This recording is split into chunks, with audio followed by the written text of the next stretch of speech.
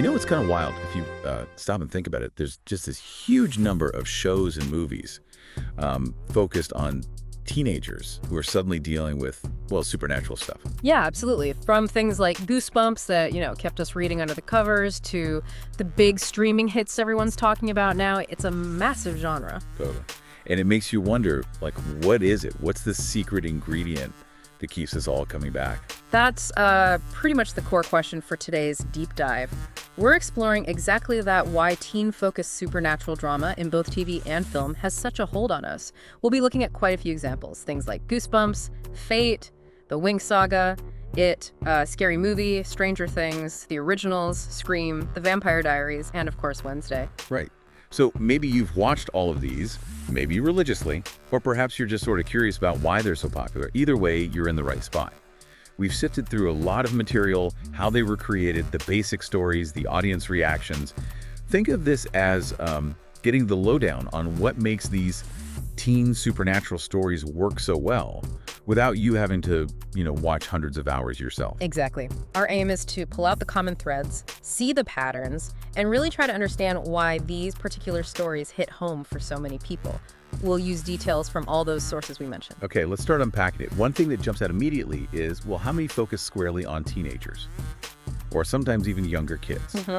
You've got Goosebumps, Fate, the Winx Saga with its fairies, the kids in it, the Stranger Things group, the Vampire Diaries in high school, Wednesday at Nevermore. It feels deliberate, that focus on young people. What's going on there? It's a really common setup, isn't it? You take these, seemingly normal young people and bam, they're confronted with something extraordinary, often terrifying. And I think that dynamic is key. They're not like trained ghost hunters or seasoned vampire slayers. They're figuring things out as they go. While also dealing with homework and dating and stuff. Exactly. All the normal teen drama. It makes them feel vulnerable, but also relatable. You discover the weirdness alongside them. And it's not always just straight up horror either, is it? There seems to be a real mix of genres. Oh, definitely. R.L. Stine famously called Goosebumps scary books that are also funny. Right. That blend is crucial. And Stranger Things feels like it throws everything in: horror, sci-fi, mystery, drama, coming of age. It does. And even something like Scary Movie, which is obviously a parody, is specifically targeting horror, slasher, and mystery conventions. Yeah, like Scream and I Know What You Did Last Summer. So what does mixing all those genres do for the story? Well, for one thing, it broadens the appeal, doesn't it? You're not just getting horror fans. Plus, it allows the stories to explore different facets of life, even with, monsters lurking around.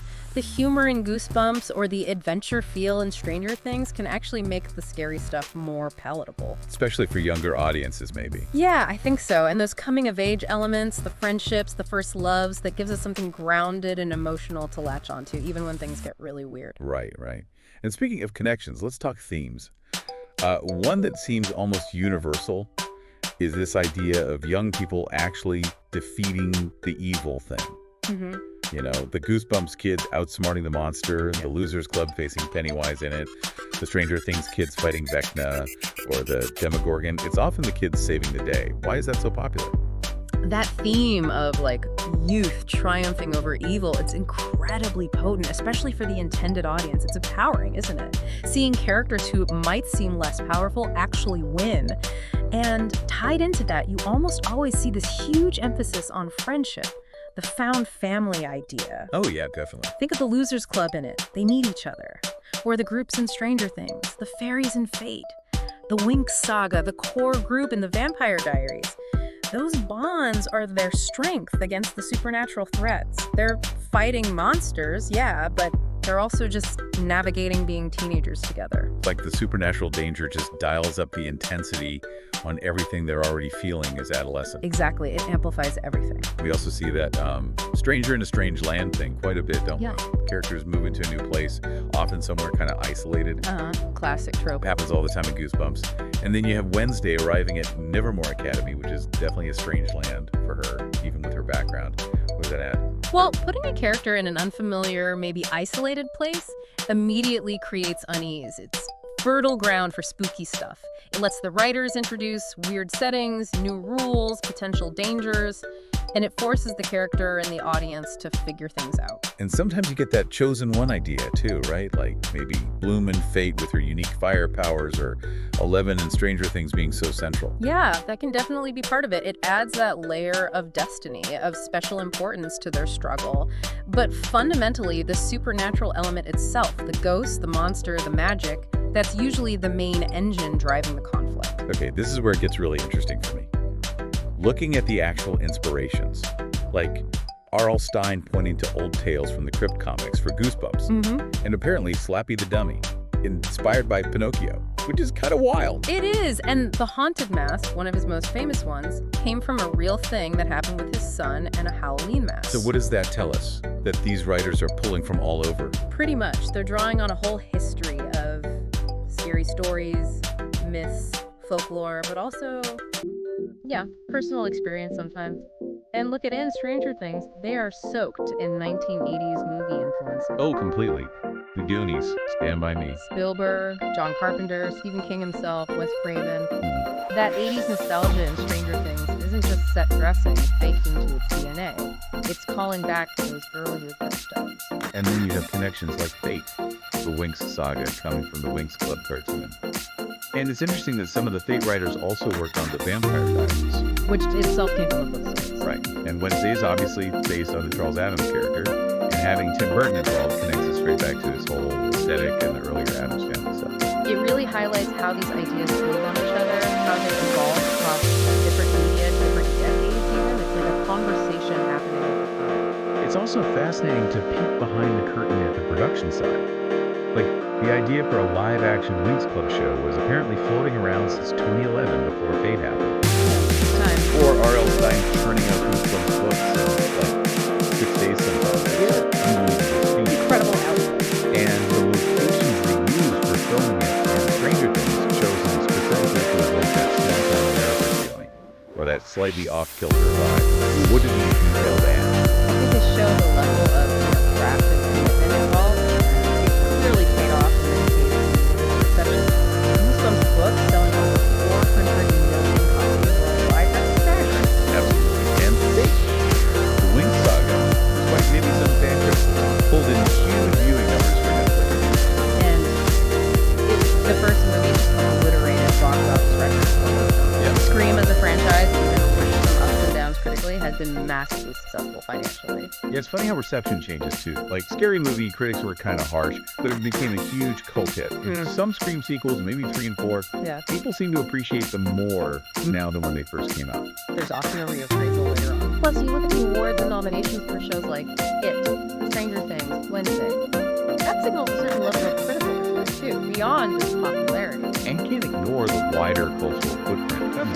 People often credit the Vampire Diaries with kicking off that huge wave of supernatural teen romance dramas in the late 2000s and early 2010s. It definitely set a template, and Stranger Things is practically synonymous with 80s nostalgia culture now. So why do some just explode like that? We're talking about tapping into something in the zeitgeist, connecting with current moods, anxiety, even nostalgic desires. And the fact that so many spawned huge franchises, that really speaks to their state. Oh man, franchises. It's almost expected now. We've got some just books, multiple TV series, movies, games, next merchandise, everything. A whole empire. The Winx Saga got a graphic novel to continue the story after that. I think that's the way to go. We got chapter 2, and now there's that Welcome to Derry prequel series between the past. Scary Movie had 4 seasons. Total films, yeah. Stranger Things has an animated spin-off. And the Vampire Diaries book kept going with the originals and then released. It shows there's a real appetite for more stories and And you often see some new ways pop up, right? Actors or creators taking them. definitely helps maintain continuity. Think of the core Scream actors, Neve Campbell, Courtney Cox, David Arquette returning multiple times, or Kevin Williamson coming back to write. Or the Duffer Brothers being the driving force behind Stranger Things. Kevin Williamson and Julie Plec shaping the Vampire Diaries universe, Tim Burton's heavy involvement in Wednesday. That consistency from the creative team can be a really big draw for fans. It provides a sense of authorship. It's also striking how different the feel of these stories can be, even within the same broad genre. Absolutely big tonal variations. You got the outright parody and slapstick of Scary Movie on one end. The intense, almost suffocatingly nostalgic vibe of Stranger Things. The genuinely disturbing, dark themes explored in it. And then the heavy focus on romance and interpersonal drama in The Vampire Diaries or Fate, the Winx saga. Even R.L. Stine had a specific approach for Goosebumps, right? Yeah. He talked about avoiding really serious stuff like death or drugs, focusing instead on, quote, reading motivation. Keep it scary but fun. Yeah, a very deliberate choice for his audience. And then Scream is famous for its meta-commentary, constantly pointing out the horror tropes it's using. So how does all that tonal variety play into why we watch? Does it let the genre do different things? I think it does. It means the teen supernatural label can contain a lot of different experiences. The self-awareness of Scream appeals to genre-savvy viewers. The humor elsewhere can make things less bleak. The romance hits certain emotional beats. It allows the genre to keep reinventing itself, maybe? So when you boil it all down, why this enduring appeal? Why do we keep getting drawn to stories about kids and teenagers mixed up with ghosts and monsters and magic? Well, I think there are probably a few. Escapism is a big one. Diving into worlds totally different. Sure, getting away from the other. And it's also perhaps a way to explore fears. Fears about the unknown, about growing up, about evil, but in a, controlled environment. Through a character. That makes sense. Confronting scary things from the safety of your couch. Yeah. And maybe seeing characters who are young, maybe underestimated, actually rise to meet these incredible challenges. There's something inherently compelling and empowering about that. Like wish fulfillment, almost. Could be part of it. And we definitely can't discount nostalgia, especially for adult viewers now, like we mentioned with Stranger Things.